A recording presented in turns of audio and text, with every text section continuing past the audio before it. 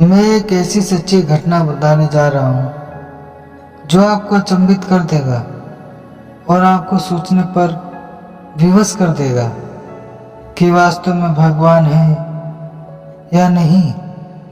एक गांव में एक बहुत ही साधारण व्यक्ति रहता था। उसे भगवान पर अटूट विश्वास था।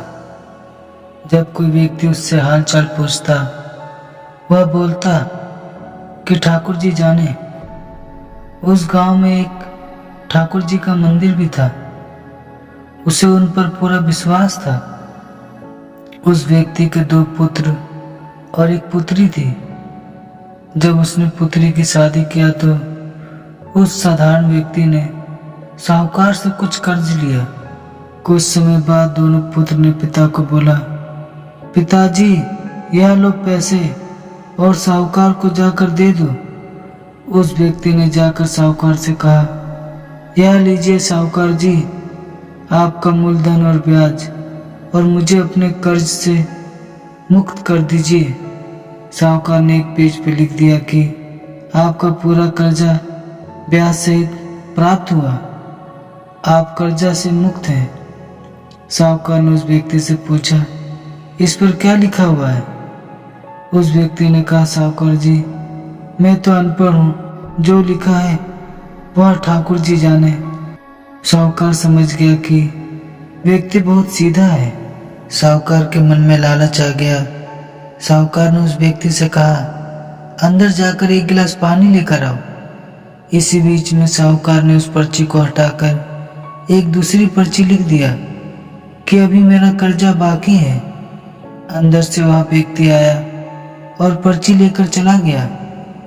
कुछ दिन बाद साहूकार उस व्यक्ति के घर पैसा मांगने पहुंच गया। उस व्यक्ति ने कहा कि यह बात गलत है साहूकार जी, मैंने तो आपको पैसे दे दिए थे। मामला कोर्ट में चला गया। कोर्ट में व्यक्ति को बुलाया गया। व्यक्ति जोर जोर से रोने लगा और बोला कि ठाकुर जी जानते हैं कि मैंने साहूकार को पैसे दे दिए हैं। जज साहब ने पूछा, कोई गवाह है जिसने आपको साहूकार को पैसे देते हुए देखा था? उसने कहा, हाँ ठाकुर जी हैं। ठाकुर जी ने मुझे पैसे देते हुए साहूकार को देखा था। जज साहब ने कहा, ठाकुर जी को बुलाया जाए। पुलिस वालों ने उस गांव में जाकर लोगों से पूछा, ठाकुर जी नाम का कोई व्यक्ति इस गांव में है? उसे कल कोर्ट में आना पड़ेगा। गांव वालों ने कहा, ठाकुर जी के नाम का कोई व्यक्ति इस गांव में नहीं है, लेकिन ठाकुर जी के नाम का एक मंदिर है। भला भगवान कैसे कोर्ट में पेश होंगे? अगले दिन अदालत की कार्रवाई शुरू हुई।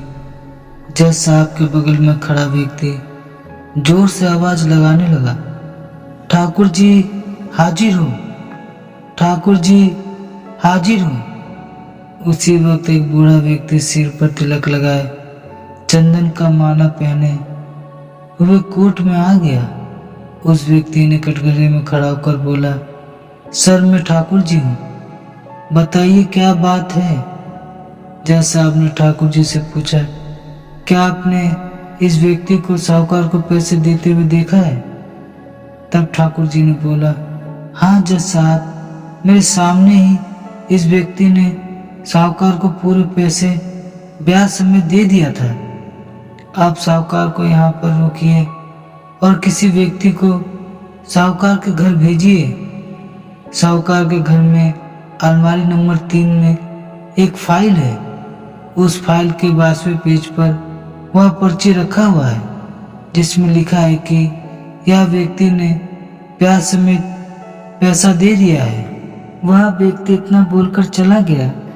कुछ देर बाद सिपाही वापस आया और जज साहब को एक पर्ची दी जिसमें लिखा हुआ था कि पूरा पैसा ब्याज समेत मिल गया है। जज साहब ने कहा, ठाकुर जी कहाँ गए? उनको बुलाओ। ठाकुर जी दिखाई नहीं दिए। अगले दिन जज साहब उस व्यक्ति के गांव गया। पूरे गांव में खोजा गया। सभी व्यक्ति ने कहा कि वह वृद्ध आदमी इस गांव का नहीं था। जज साहब समझ गए वास्तव में ठाकुर जी यानी भगवान ही थे। जज साहब उसी वक्त अपने पद से इस्तीफा दे दिया। जज साहब भारत के सभी मंदिर में घूम घूम कर उसके दरबार पर मिट्टी को अपने सिर पर लगाते थे, किसी मंदिर में बैठते नहीं थे। जज साहब कहते थे, हमने भगवान को अदालत में बुलाकर खड़ा किया था, फिर मैं किसी मंदिर में कैसे बैठ सकता हूँ। इसी तरह जज साहब काफी बदल गए। जैसे कि आप जानते हैं कि सफलता प्राप्त करने के लिए विश्वास होना बहुत जरूरी है। बिना विश्वास के कोई भी सफलता प्राप्त नहीं की जा सकती। एक विश्वास के बल पर ही आप बड़े से बड़े लक्ष्य प्राप्त कर सकते हैं। जैसे कि आप जानते हैं, जिन्हें भगवान पर विश्वास है उसे दुनिया के सभी सुख प्राप्त होते हैं। जो भगवान को मानता है उसमें विश्वास रूपी शक्ति होती है। तो इसलिए जितना समय हो सके उस परमात्मा को प्रार्थना करें और यही पुकारक करें कि हम अपने जीवन का अधिक से अधिक समय परमात्मा के याद में सार्थक बना सके। जय श्री राम।